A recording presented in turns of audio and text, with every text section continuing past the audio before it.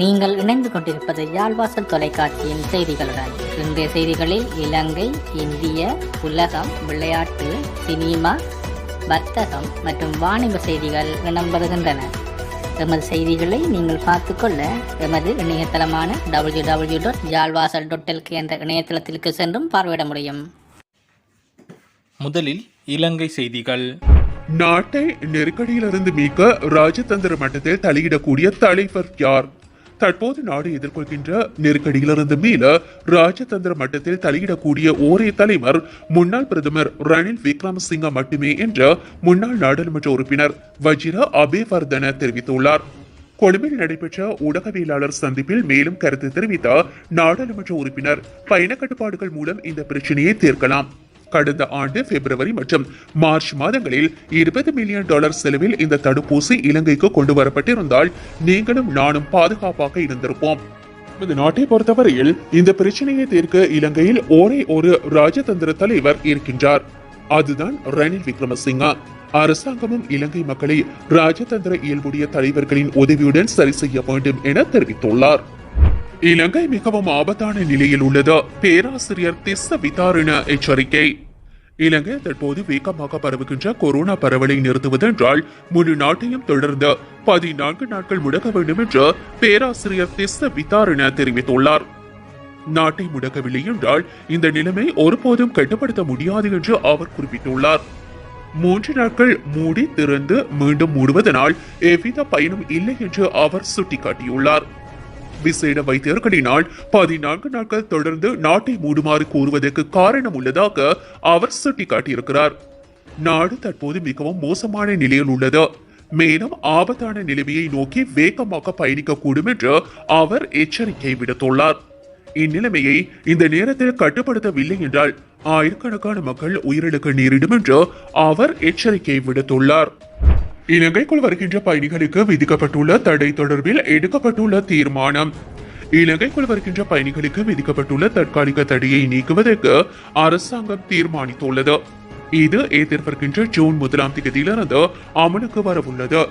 எனினும் கடந்த சில நாட்களாக இந்தியாவில் தங்கியுள்ளவர்களுக்கு பயண தடை தொடரும் என்று பொது வானூர்தி சேவையின் தலைவர் ஒப்புல் தர்மதாச தெரிவித்துள்ளார். தளர்வின்படி 75க்கும் மேற்படாத பயணிகளை கொண்ட வானூர்திகளுக்கு அனுமதி வழங்கப்படும். நாட்டை வந்தடைகின்றவர்கள் 14 நாட்களுக்கு தனிமைப்படுத்தல் மையங்களில் தங்க வைக்கப்படுவார்கள். இதன்போது அவர்கள் ஏற்கனவே கோவிட்-19 தடுப்பூசி செலுத்திக் கொண்ட விடயங்கள் கவனத்தை கொள்ளப்பட மாட்டாது.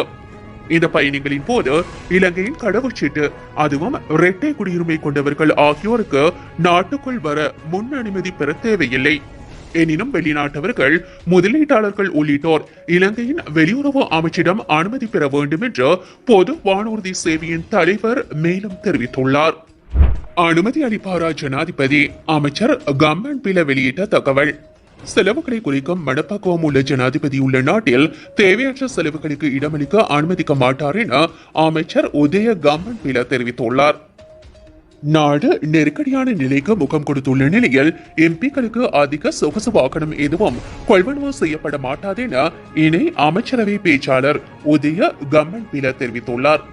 எம்பிக்களுக்கு சொகுசு வாகனம் கொள்வனவு செய்ய திட்டமிடப்படுவது தொடர்பாக எழுப்பப்பட்ட கேள்விக்கு பதிலளிக்கும் போதே அவர் இதனை குறிப்பிட்டுள்ளார். அமைச்சரவை முடிவுகளை அறிவிக்கும் ஊடக மாநாடு நேற்று அரசாங்க தகவல் திணைக்களத்தில் நடைபெற்றது. அதில் அவர் மேலும் தெரிவிக்கையில், இது தொடர்பில் பிரதமர் அலுவலகம் தெளிவான ஊடக அறிக்கை வெளியிட்டது.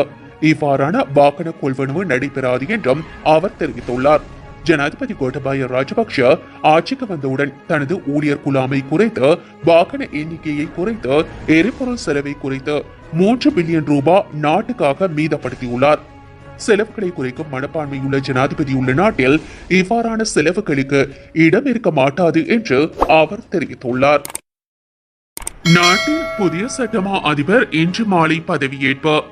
இலங்கையின் புதிய சட்டமா அதிபராக ஜனாதிபதி சட்டத்தரணி சஞ்சய ராஜரட்னம் பதவியேற்றுள்ளார்.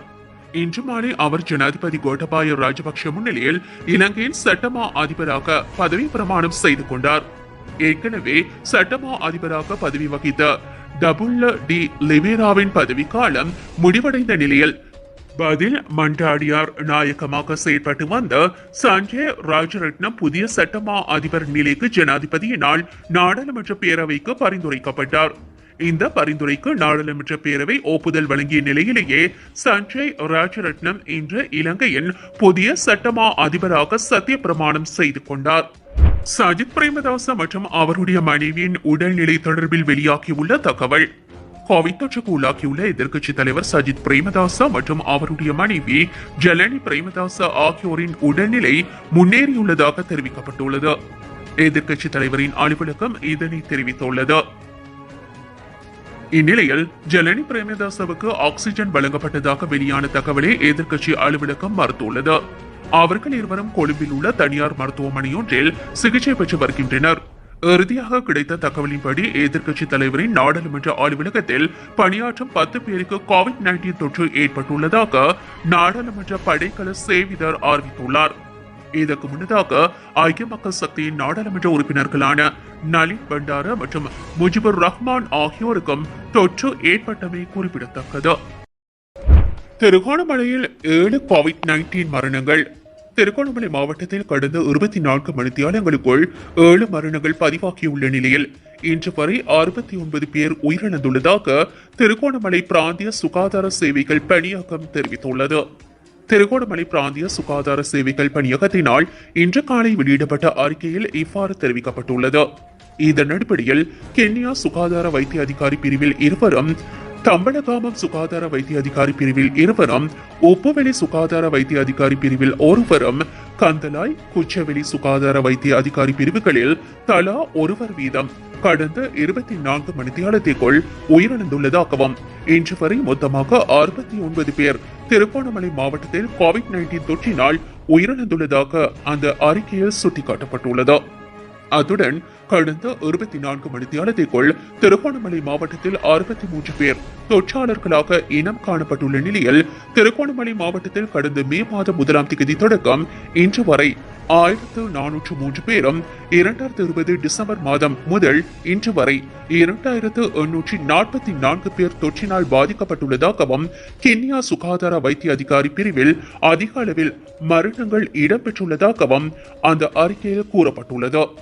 மேலும் கடந்த 24 மணித்தியாலத்திற்குள் திருகோணமலை சுகாதார வைத்திய அதிகாரி பிரிவில் 19 பேரும் குச்சவெளியில் 9 பேரும் குறிஞ்சாங்கேணி சுகாதார வைத்திய அதிகாரி பிரிவில் 9 பேரும் கந்தலாயில் 7 பேரும் கென்யாவில் 6 பேரும் மோதூர் மற்றும் உப்புவெளியில் தலா 4 பேர் வீதம் தம்பலகாமம் மற்றும் கோமரங்கடவில சுகாதார வைத்திய அதிகாரி பிரிவில் தலா 2 வீதமும் சேருவில பகுதியில் 1 கோவிட்-19 தொற்றாளர்களாக உறுதி செய்யப்பட்டுள்ளதாகவும் திருகோணமலை பிராந்திய சுகாதார சேவைகள் பணியகம் தெரிவித்துள்ளது. துபாயில் சுகாதார ஆணையகத்தின் சார்பில் நடத்தப்பட்ட பிரீத் லைசர் கருவியின் பரிசோதனை வெற்றியடைந்ததை தொடர்ந்து சிங்கப்பூரில் அதிகாரப்பூர்வமாக பயன்படுத்த அந்த நாட்டின் சுகாதாரத்துறை ஒப்புதல் அளித்துள்ளது. உலக அளவில் கொரோனா பரிசோதனைகள் பல்வேறு வகையில் மேற்கொள்ளப்பட்டு வருகின்ற சூழ்நிலையில் நடைமுறையில் PCR ஸ்காஃப் பரிசோதனைகளில் இருந்தும் கொரோனா தொற்று உள்ளதா என்பது கண்டறியப்பட்டு வருகின்றது.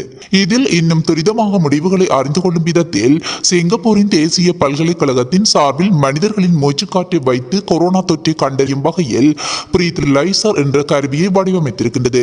இதில் துபாய் சுகாதார ஆணையகத்தின் சார்பில் முகமது பின் ராசித் மருத்துவ அறிவியல் பல்கலைக்கழகத்தின் ஒத்துழைப்பில் பல்வேறு நோயாளிகளுக்கு மற்றும் பொதுமக்களுக்கு பரிசோதனைகள் நடைபெற்று வந்துள்ளது. கடந்த மார்ச் மாதம் முதல் நடைபெற்ற பரிசோதனை சுகாதார ஆணையகத்தின் கீழ் செயல்படும் நாத் அல் ஹமர் ஆரம்ப சுகாதார மையத்தில் 2500 பேருக்கு பிரீத் லைசர் கருவி மூலம் கொரோனா பரிசோதனை செய்யப்பட்டுள்ளது. இதில் 95% துல்லியமான முடிவுகள் பெறப்பட்டுள்ளது. பிரீத் லைசர் கருவியில் வாயில் வைத்து ஊதுவது போன்ற குழாய் அமைப்பு உள்ளது. இதில் வெளிப்புறத்தில் ஒருமுறை வாயில் வைத்து பயன்படுத்தும் ட்ரப்பர் அமைப்பு உள்ளது. ஒரு வழி குழாயில் மூச்சுக்காற்றை ஊதும் போது மூச்சுக்காற்றில் படிந்துள்ள கரிம பொருட்களின் அளவை கணக்கிட்டு அதன் மூலம் நோயை எதிர்த்து போராடும் திறன் அளவிடப்படுகின்றது. சாதாரணமாக PCR பரிசோதனைகளில் 48 மணி நேரத்தில் முடிவுகள் பெறப்பட்டு வருகின்றது. ஆனால் இந்த பிரீத் லைசர் கருவிகள் ஒரு நிமிடத்தில் முடிவுகளை அறிவித்து விடுகின்றது.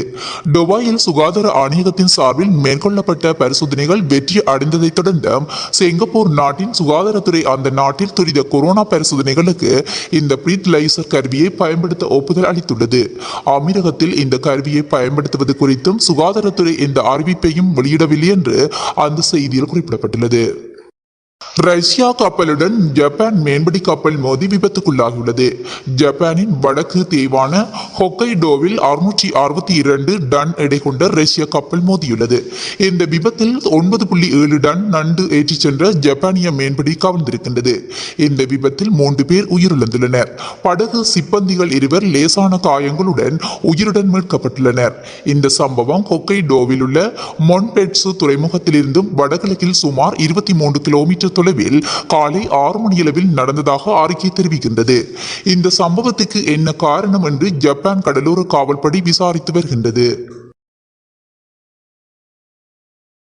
சீன ஆதரவாளர்கள் பலர் ஆஸ்திரேலியா தைவான் தொடர்பான போரில் சீனாவுக்கு எதிரான செயல்பாட்டால் முதல் அடிபுலும் எனவும் சீன இடைத்தூர பாலிஸ்டிக் ஏவுகணைகள் ஆஸ்திரேலியாவை தாக்க முடியும் என்றும் கூறி வருகின்றது. இந்த கருத்துக்களை சீன அரசு ஆதரவு ஊடகமான குளோபல் டைம்ஸ் தனது பத்திரிகையில் அச்சிட்டுள்ளது. அதுவும் குறிப்பாக அமெரிக்கா, பிரான்ஸ், ஜப்பான், ஆஸ்திரேலியா ஆகிய நாடுகள் கிழக்கு சீன கடலில் போர் பயிற்சிகளை முடித்த பின் இப்படி நடந்துள்ளது. ஆஸ்திரேலிய ராணுவம் வலுப்பெற்றிருக்கின்றது. ஆஸ்திரேலியா சீனாவிடம் இருந்து தப்பிக்க முடியாது. தங்களது ஏவுகணைகள் ஆஸ்திரேலியாவை எளிதில் தாக்கிவிடும் என அந்த கட்டுரையில் குறிப்பிடப்பட்டுள்ளது. சமீபத்தில் அமெரிக்கா, பிரான்ஸ், ஜப்பான் மற்றும் ஆஸ்திரேலியா ஆகிய நாடுகள் நடத்திய கூட்டு பயிற்சிக்கு சீனா தனது கடுமையான எதிர்ப்பை பதிவு செய்ததும் இதில் குறிப்பிடத்தக்கது. உலகளாவிய பயங்கரவாத ஒழிப்பில் பாகிஸ்தான் அமெரிக்காவின் கூட்டாளியாக இருந்து வருகின்றது. இதன் காரணமாக அமெரிக்கா பாகிஸ்தானுக்கு பயங்கரவாத ஒழிப்பு நடவடிக்கைக்காக நிதியுதவி மற்றும் பாதுகாப்பு உதவிகளை வழங்கி வந்துள்ளது. ஆனால் பாகிஸ்தான் தனது மண்ணில் உள்ள பயங்கரவாத அமைப்புகள் மீதும் கடுமையான நடவடிக்கைகள் எடுக்க தவறியதாக அமெரிக்கா தொடர்ந்தும் குற்றம் சாட்டி வந்துள்ளது. இந்த சூழலில் கடந்த 2011ஆம் ஆண்டு ஜனவரி மாதம் அப்போதைய ஜனாதிபதி ட்ரம்ப் பாகிஸ்தானுக்கு வழங்கி வந்த பாதுகாப்பு உதவிகள் அனைத்தும் நிறுத்தப்படுவதாக அறிவித்திருந்தார். இந்நிலையில் அமெரிக்காவின் தற்போது ஆட்சி மாற்றம் ஏற்பட்டு புதிய ஜனாதிபதியாக ஜோ பைடன் பதவியேற்றுள்ளார். இந்த நிலையில் முந்தைய நிர்வாகத்தால் நிறுத்தி வைக்கப்பட்டுள்ள பாகிஸ்தானுக்கான பாதுகாப்பு உதவிகள் அப்படியே தொடர்வதாக அமெரிக்காவின் இராணுவ தலைமையகமான பென்டகன் அறிவித்துள்ளது. இதுகுறித்து பென்டகன் செய்தி தொடர்பாளர் ஜான் ஹெர்பி கூறுகையில், இந்த நேரத்தில் பாகிஸ்தானுக்கான அமெரிக்காவின் பாதுகாப்பு உதவிகள் தொடர்ந்து நிறுத்தி வைக்கப்பட்டுள்ளது. ஜனாதிபதி ஜோ பைடன் தலைமையிலான நிர்வாகம் எதிர்காலத்தில் தனது நிலைப்பாட்டை மாற்றுமா என்பதை குறித்தும் இப்போதைக்கு உறுதியாக கூற முடியாது என கூறியிருக்கின்றார். ஐநா பொதுச் செயலாளரை சந்தித்து மத்திய வெளிவிவகார மந்திரி எஸ் ஜெய்சங்கர் கொரோனா பாதிப்பு பயங்கரவாதம் பற்றி ஆலோசனை மேற்கொண்டுள்ளார். மத்திய வெளிவிவகார மந்திரி எஸ் ஜெய்சங்கர் அமெரிக்காவுக்கு 5 நாட்கள் அரசுமுறை சுற்றுப்பயணம் மேற்கொண்டுள்ளார். இதற்காக கடந்த 24ஆம் தேதி அவர் அமெரிக்கா சென்றடைந்த அவர் இன்று 26ஆம் தேதி வரை நியூயார்க் நகரில் தங்குகின்றார். அதன்பின் வாஷிங்டன் டிசிக்கு சென்று அரசு நிர்வாகத்துடனான இருதரப்பு கூட்டங்களில் கலந்து கொள்கின்றார். இந்த பயணத்தில் ஐநா பொதுச் செயலாளர் ஆண்டனியா குட்ரேஸை மத்திய வெளிவிவகார மந்திரி எஸ் ஜெய்சங்கர் சந்தித்து பேசியுள்ளார். இந்த சந்திப்பில் கொரோனா பாதிப்பு, உலகளாவிய தடுப்பூசிக்கான தேர்வுகளை கண்டறிதல் மற்றும் பயங்கரவாதம் பற்றி ஆலோசனை மேற்கொண்டுள்ளார். அதில் கொரோனா பாதிப்பின் சவாலான சூழல், அவசரம் மற்றும் திறன் வாய்ந்த உலகளாவிய தடுப்பூசிக்கான தேர்வுகளை கண்டறிவதன் அவசியம் ஆகியவை அடிக்கோடிட்டு காட்டப்பட்டுள்ளது. பருவகால செயல்பாடுகள் பற்றிய பார்வைகளை பரிமாறிக்கொண்டோம் என்றும் இதுபோன்ற பெரிய நோக்கங்களுக்கு பெரிய அளவிலான வளங்கள் அவசியப்படுகின்றன. நம்முடைய தீவிரத்தன்மை மற்றும் நம்பகத்தன்மையை நிதி ஒதுக்கிடவே முடிவு செய்ய முடியும் என்றும் இந்த சந்திப்பில் பயங்கரவாத ஒழிப்பு பற்றியும் ஆலோசிக்கப்பட்டுள்ளது. ஐநா பொதுச் செயலாளரின் தலைமைத்துவத்துக்கு குறைப்படும்படியாக இதுபோன்ற சவாலான தருணங்களில் இந்தியா மதிப்பளிக்கின்றது.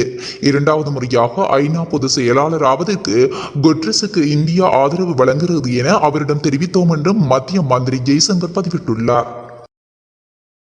கொரோனா தடுப்பூசி செலுத்திக் கொண்டவர்கள் ஜூலை மாதத்தில் இருந்து மாஸ்க் அணிய தேவையில்லை என்று தென்கொரியா தெரிவித்துள்ளது. குறைந்தபட்சம் 1 டோஸ் எடுத்துக்கொண்டாலும் மாஸ்க் அணிய தேவையில்லை என்று தென்கொரியா தெரிவித்துள்ளது.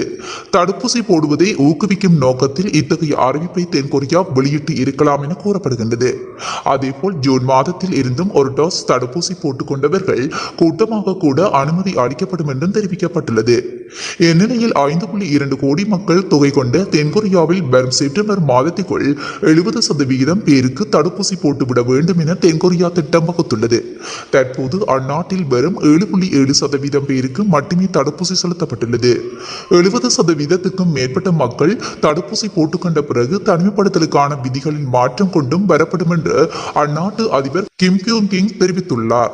தென்கொரியாவில் கடந்த 24 மணி நேரத்தில் 770 பேருக்கு தொற்று உறுதி செய்யப்பட்டுள்ளது. அந்நாட்டில் இதுவரை தொற்று உறுதி செய்யப்பட்டவர்கள் எண்ணிக்கை 1,37,000 உள்ளது என்றும் தொற்று பாதிப்பால் 1940 பேர் உயிரிழந்துள்ளனர் என்றும் அந்த செய்தியில் குறிப்பிடப்பட்டுள்ளது.